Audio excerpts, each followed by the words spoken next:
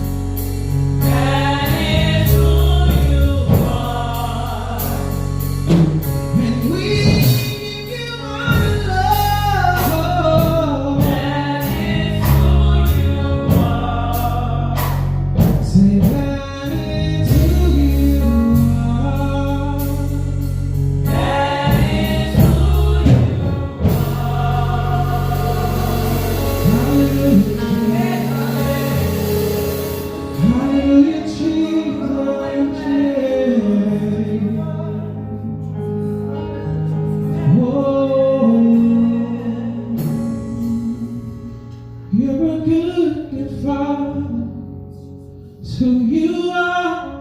Oh, God. Thank you. It's who you are. Yes, Lord. Thank you, God. It's who you are. Loved by you. It's who I am. It's who I am. It's who I am. You're perfect in all of your ways. You're perfect in all of your ways. You're perfect in all of your ways. You are. 'Cause you're a good, good Father. Let me say, it's who you are. It's who you are. It's who you are. And I'm loved by you. It's who I am. Who I am. Who I am. You're a good, good Father. Who you are. Who you are. Who you are. Who you are. Loved by you. It's who I am. Who I am. God, you're perfect in all of your ways. You're perfect in all of your ways. Perfect in all of your ways.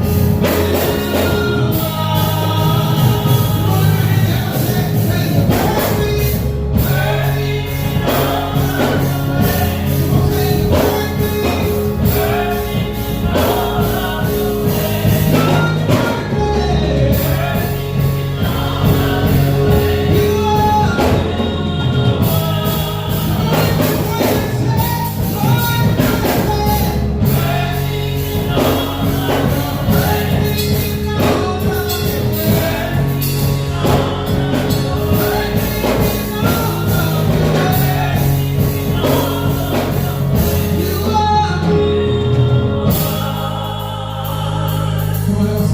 Cause you're a good, good Father.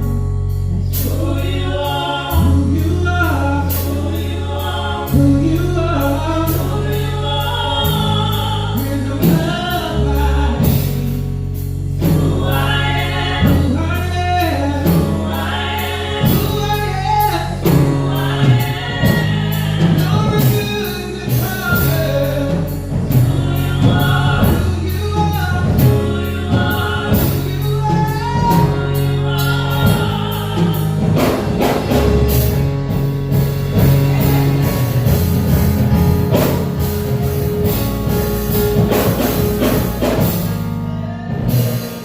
You're perfect in all of your ways. Yes, God. You're perfect in all of your ways. You're perfect in all of your ways. You are still God. Yes, yes. You're still perfect in every situation. The most understanding God, the one and true counselor, Yes, Lord. full of love. You are Yes, God. perfect in all of your ways. Perfect in all of your ways. Ah, thank you, Lord. Hallelujah. Perfect in all of your ways. You are.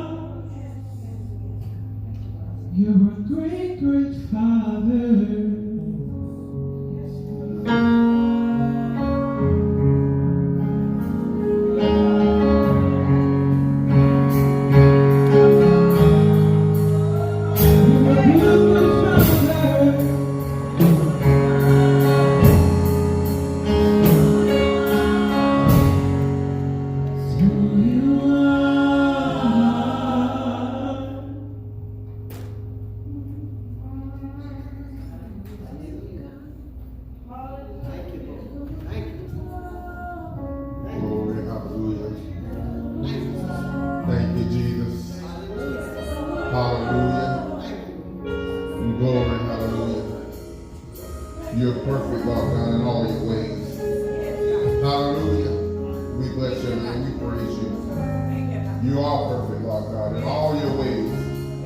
That's why we can trust you. That's why we depend on you, Lord God. That's why we lean on you, Father. You're perfect in everything that you do. And Lord God, we just thank you. We appreciate you. We magnify you. You're worthy of every praise. You're worthy of all the glory. You're worthy, Lord God. You're worthy. Hallelujah.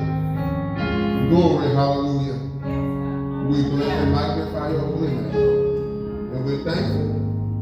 We're thankful to you. In Jesus' name. Hallelujah. Give God a hand clap of praise. Hallelujah. Thank you, Jesus. Thank you, Jesus. We thank you, Lord God. We thank you for the praise and worship. Hallelujah. Thank you, Jesus. Oh, you're wonderful, Lord God. You're wonderful. Hallelujah. Thank you, Lord God. Oh, thank you, Jesus. Thank you that we can find strength in you even when we're going through. Hallelujah. You're such a wonderful God. We bless your name. We bless your name. We bless your name. Amen and amen and amen. Thank you, Lord. Tonight we are going to look in the Word of God out of the book of Matthew. Hallelujah. Again, we want to welcome all of you that are here and all of you that are watching on tonight. We welcome you. And as we get into the Word of God, let's open our Bibles to Matthew chapter 26. We're going to read a familiar set of scriptures. It should be familiar to those that read their Bibles anyway. Amen. Matthew chapter 26, verses 47 through 42. When you have it, amen. When you have it, amen. Amen, amen, amen. And the Word of God reads, and while he yet spake, lo, Judas, one of the 12, came, and with him a great multitude with swords and staves from the chief priests and the elders of the people. Now he that betrayed him gave them a sign, saying, whomever I shall kiss, that same is he. Hold him fast. And forthwith he came to Jesus and said, Hail, Master, and kissed him. And Jesus said unto him, Friend, wherefore art thou come? Then came they and laid hands on Jesus and took him.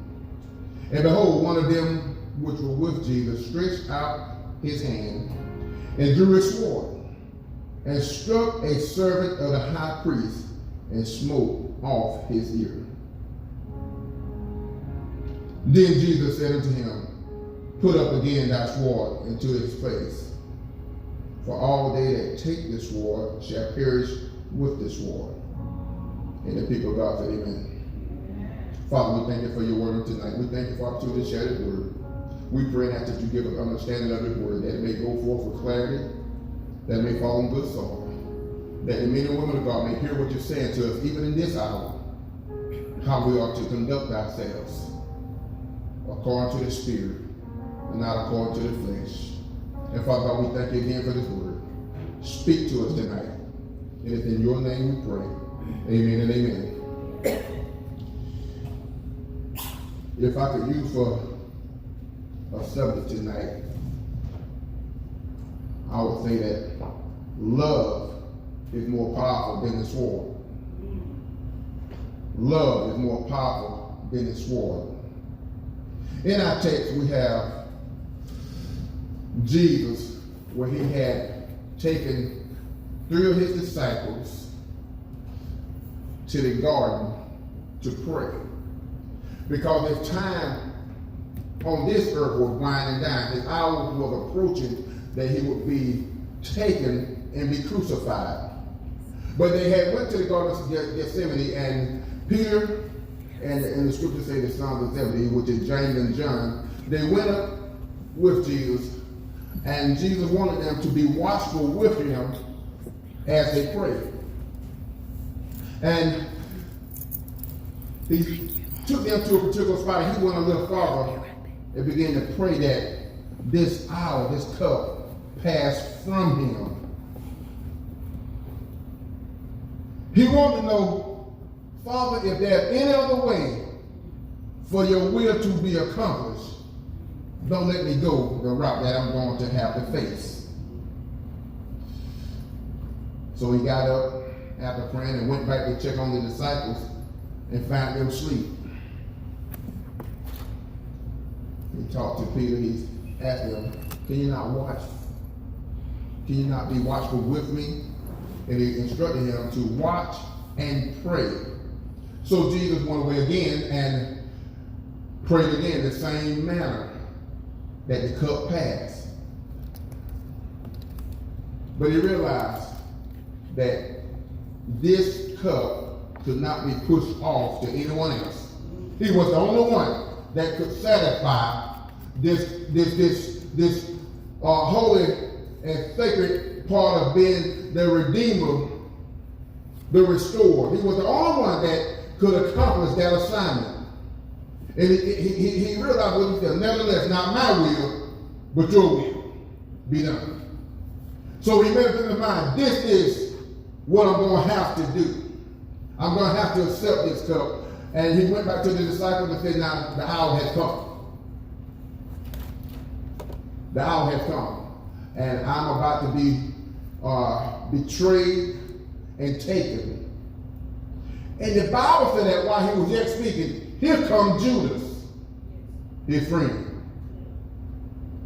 And Judas came with an army of people with swords and staves to take Jesus. And he had came with them, he had got together with them and said, now the one that I kissed, this is the one. So he came to Jesus and he called him master and he kissed him. And those that were with Judas knew that Jesus was the one they had to take. And the Bible said that they grabbed him to take him. And Peter, where it say here that one of those that were with Jesus pulled out his sword in the attempt to fight and to keep them from taking Jesus. And so he drew his sword and cut off one of the high priest's servants' ear. We know that this is Peter. Matthew chapter 18 tells us that this was Peter who pulled out the blade and cut off Malchus' ear. And Jesus stopped him and said, put your blade back up. Put your sword back up. Put it away. Because Jesus, he knew he had all power to call down legions of angels to fight if that's what was necessary. But that wasn't what was necessary because he had to take the cup so that we can live, so that we may be saved, to restore mankind back to God. So there wasn't a need to call down angels, nor was there a need for Peter to fight. So he said, put your knife up. There's a battle that has to be won, but it won't be won by fighting in the flesh. This is going to be won by love. This will be won by love. The love that the Father has shown towards us, that he has sent his only begotten Son, who loves you also, that he's willing to die so that you may live. Peter was about to get in the way of what God was trying to do. And sometimes we get in the way of what God is trying to do when we act or we react or retaliate according to the flesh. The flesh will always get in the way of what God is trying to do. And if you're going to walk with God and you're going to represent God, you got to die to the flesh because the flesh will interfere with God's plan. God's plan was to restore mankind through love. by loving kindness have I drawn thee. We're in a time when a lot of people are mad and upset. A lot of people want to fight. A lot of people want to take things within their own hands to bring about a change. But change won't come through fighting. Change is going to come through love.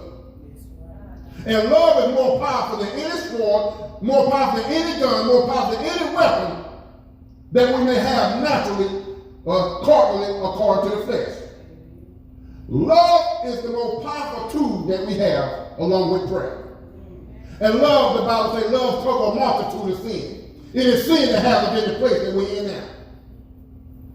I'm not saying your sin, but sin has one person or one man or one group of people thinking they're better than someone else.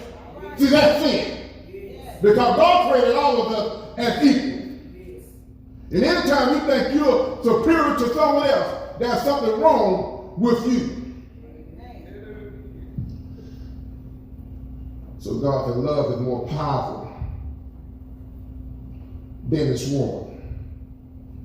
The Bible tells us that as they stretched out their hand and grabbed Jesus, that they grabbed him, Peter began to reach for his blade.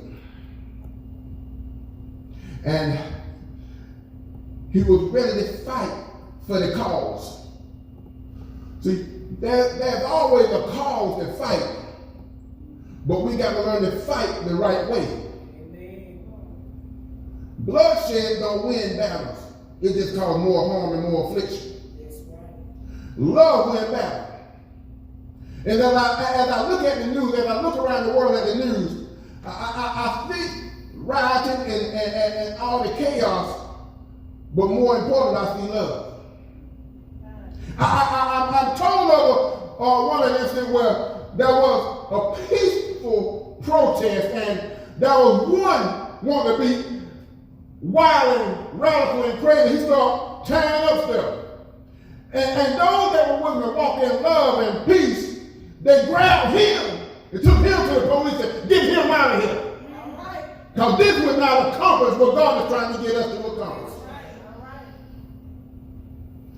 Somebody understand that love is going to win this thing. And as I look out, I don't see just people that look like me out there protesting and marching. I see people of all race and nationalities coming together with the single purpose of peace and unity and love.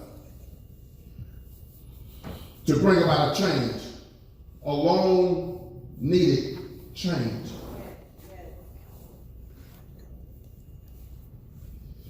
So I'm looking at the text, I'm looking around at the time that we're in. You know, the Bible warns us that we will face difficult times. We read the Word of God, and He tells us this, but then when we step into one of those difficult situations, we forget everything He's taught us.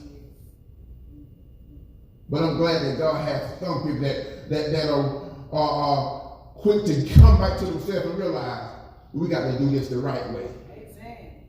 Yeah, I'm mad, but I got to do it the right way. Being mad will bring about change. Being mad will bring the army at you. And when the army comes in, God's going to have to send His army. Because there's just so much God's going to let take place and happen before He stand up and step out. So I'm looking at this situation, and it's bothering me because the more I look at the news, the more it makes me mad. Until I start seeing the love. Until I start seeing the unity. Until I start seeing the people come together. And see, Peter was about to mess up. But Jesus had gave him instructions. And that's how the early church was so successful. They walked in what they was taught. They walked in love. They walked in unity. They waited till they received power from on high, and they walked in unity and turned the whole world upside down. When the people of God can walk in unity and in love, they can bring about a change. Amen. They walked together. Even when they had disagreement, they didn't stop loving each other. They just had disagreement. My Bible readers know what I'm talking about. with John Mark. And then when Peter had to get checked for being showing hypocrisy, the people of God may not see everything alike, but you can check each other in love and still be successful and go on about the Father's business. See, love will allow you to correct one another and not hold a grudge because who he think he is telling you I'm wrong. We are supposed to be our brother's keeper. We are supposed to be accountable to one another. So sometimes you may get off track. And it's your brother's responsibility to get you back on track. And you get on back on track and begin to walk in love and unity and accomplish great things in the name of Jesus. See, the people in the early church, they walked together to such a degree that even though they were in the midst of persecution and being threatened on every side, they stood together, unified. The more they told them to shut their mouth and talk about Jesus, the more they stood strong. See, there's strength in numbers. When you're unified, it gives you strength. When you walk in love, it gives you strength. And no matter what the adversary may throw at you, when you're walking together with your brother and sister, you're able to withstand the attack of the enemy. See, what we're in now is the attack of the enemy. The enemy is fearful, he's afraid of you and I, and he's doing all he can to wipe us out as he did in the beginning. He's afraid the tide's about to turn. So he wants to destroy us, turn us against one another, and make us wipe each other out. But somebody understands that God is leading them to walk in love. Put down your weapons. You see them out there with their weapons. You see them on the sideline with their national signs and slogans, but you still walk in love. And you don't let that cause you to back off of what your plan is. See, God gives you a plan and a strategy. The early church had a plan and a strategy. We have a plan and a strategy today. And we got to learn to walk in it. We got to learn to walk unified. God told me to say that, tell you that this is the battle for the church. The church is not to be behind the scene. The church is to be on the front line.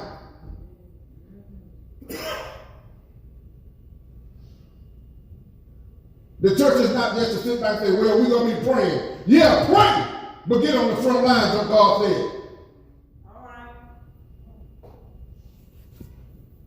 We're not called to sit back and not walk in the power and authority that we've been given. I'm talking to the church, the corporate body. The black church, the white church, the Hispanic church, the Chinese church, the church that claims to be led by the Lord and Savior Jesus Christ. God calling His church to come together. And we're not just to sit back and let others fight this battle. The church was established to represent God in the land. We're called to represent God. And you're not representing God if you're sitting behind the scene afraid to voice your concern, afraid to speak up. The church needs to be on the front line, representing God, and the church is supposed to walk in the teaching and commandments of God, and one of those commandments is love, is peace. But I'm hearing. I'm glad that majority of the voices is walking in love, but I hear some voices like Peter still carrying the knife, still want to be radical, still want to fight. See, them the voices need to shut up. Because an eye for an eye will bring about the change that God needs in a day like today. All they're going to do is escalate things. But love turns away wrath. And I'm feeling the love, and people are now speaking up against things that normally kept their mouth closed. They're speaking up about the situation. And as they speak up, it seems like God people are rising above the situation. Still the same pain, still the same hurt, still the same disappointment, still the same injustice. but the people are coming together unified to bring about a change. And see, that's what happens when you walk in love and not willing to fight the wrong way. We got to learn to turn the other cheek. Some of you spiritual folks say, well, I don't turn. Keep turning to God say it's time to stop.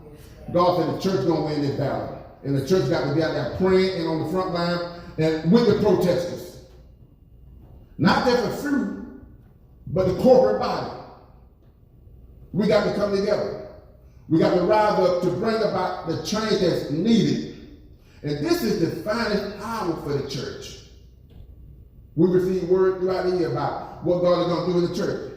But the church still got to represent God in this time. Every promise God said and that he made, he's still going to accomplish. The virus didn't stop God's promises. Neither will this uproar and this abuse that we have in the land stop what God has said to the church. But this is a test for the church to stand up and represent the kingdom, to represent the land of God, to represent God. Because everything some people are doing, they're trying to tear God down. They're trying to misrepresent God. People will pick up their Bible and say they're with God and don't have God on their mind. You pick the Bible up and you hold it sideways, upside down. Bible. You can carry the Bible, but sometimes you need to open that Bible and read it. Anytime you 70-something years old and you talking about, oh yeah, let me read 2 Corinthians. Baby, my man, boy, my granddaughter knows 2 Corinthians. There ain't no 2 Corinthians, it's 1st and 2nd. But you want to use the Bible as a prop just to justify what you're doing. See, people don't use God too many times and for too long. And God said it's time for the church to stand up, the true church, his church, to stand up and represent him. Time to come from behind the scenes. We done got too comfortable. We become too relaxed. It's time to fight, but it's time to fight God's way with wisdom. As I look at the thing unfold more and more, I'm seeing the wisdom of God in demonstration. He said that we ought to be as wise as the serpent, but as harmless as the dove. See, we started out ready to fight, but then we turned peaceful. And as we turned peaceful, it seems like more people start joining in and giving us more support and strength. And the more strength and support we get, the stronger we get. And evil will never override good. Where I was getting upset, I'm not seeing a sense of hope. Because if the saints don't have any hope, the world is in a bad shape. But I'm getting a sense of hope. Because I understand that God is in control of this situation. You done blocked in your house and made a jail for yourself. But like the rest of us now, you're fearful of your own actions. So that's why we don't have to fight according to the flesh. We walk in love, we do things God's way, and God will fight this battle for us. God will fight every battle for us. We just need to be encouraged to realize that God is doing something great on behalf of his people. God is doing something great in this land. And where you thought God may have been asleep or rolled over, God is watching everything that's taking place. And God, I'm standing up. And he's raising up his church to accomplish what legislation, what the law had did over the years. God, he's raising up his church to not stand up to help bring about this change. Those of you that want to sit quiet, this ain't the hour for that. This is not the hour to be quiet. You have a voice. You have a voice. It's time to speak up and let's walk with God the way God said do this. We have to trust God And the wisdom of God will allow to prevail regardless of what it may seem like. God has a strategy, and that strategy still stands. It still stands. We got to come together. We got to stay together. Not just till this thing pass over, but we got to stay together and stay unified. The early church walked in power and authority. They didn't walk in violence and retaliation. They walked with power, authority, and strength. And the reason they were able to do that, they walked in love. Love will face many tests, but love will eventually win. It's stuff coming, but love will win every time. How do you respond to times like now? How do you respond to times like now? Are you mad? Frustrated? How? I remind you of acronym WWJD. Popular. Everybody used to quote it. Everybody had the band, the t-shirts. See, you can wear the t-shirts in the band, but if it ain't in here, and you find yourself in some of them heated situations, we know what Jesus will do. What you gonna do? What are you feeling about what's going on right now?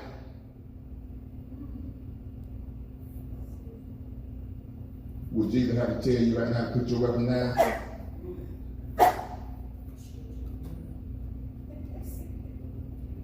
The Lord said that this battle is for the church. And that the church is going to have to stand up. He said the church is going to have to stand up and do what He's called us to do alongside those that are walking and those that are protesting. He said the church has been given power. He said walk in it. You have been given power. Walk in it. God said, I establish you to bring about a change in the land. The church. True change will come as the church walk in the power and authority that they have received from God.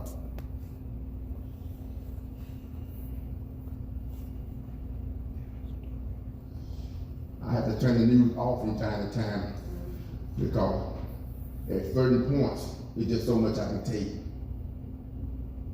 And when the blood pressure gets to boiling,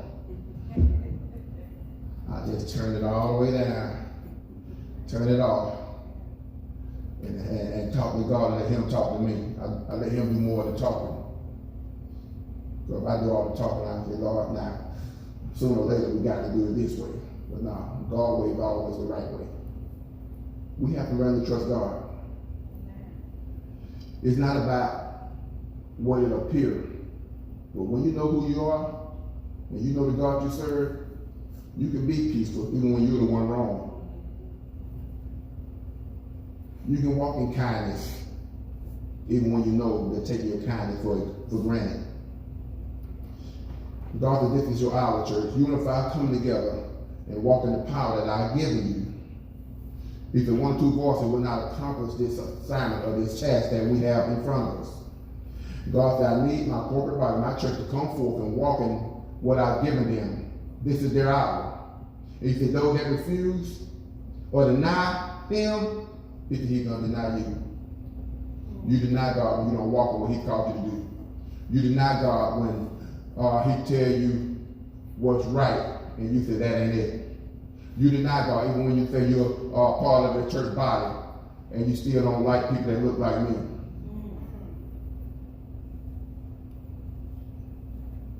You deny God when you're supposed to speak up, but yet you keep quiet. God, for those of you that manipulate and have already manipulated and purpose in your heart that you're going to keep your mouth closed, that you will not fulfill your reasonable service, He's going to deal with you first. The church. Judgment beginning in the house of God. And I'm amazed at people that say they're on God's side still don't like us. Something's wrong with that picture. Something wrong with the book that they're supposed to be reading. So if you read the book, you'll see that. You'll know better than I am, regardless of who you are, what color you are. And even though you may not act out in certain ways, if you're quiet when you need to be voicing your opinion, you're just guilty.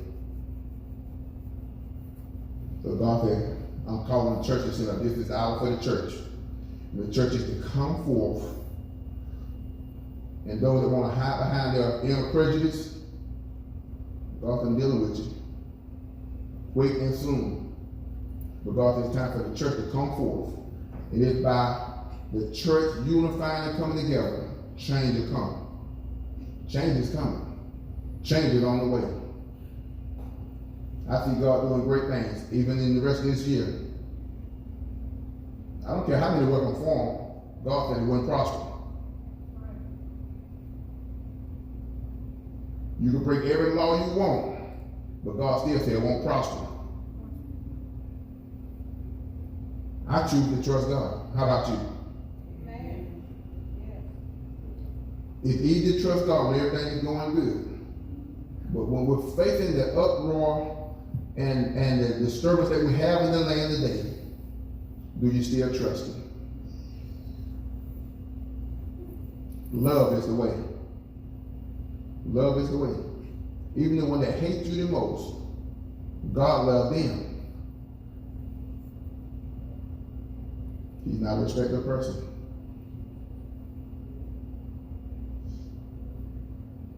We represent, God will do the work. God will touch their heart. God will touch their heart. God will touch their heart, and God will turn their heart. So that's why we don't have to take matters in our own hands either. We can let them do what they think they're doing, and God gonna fight this battle for us.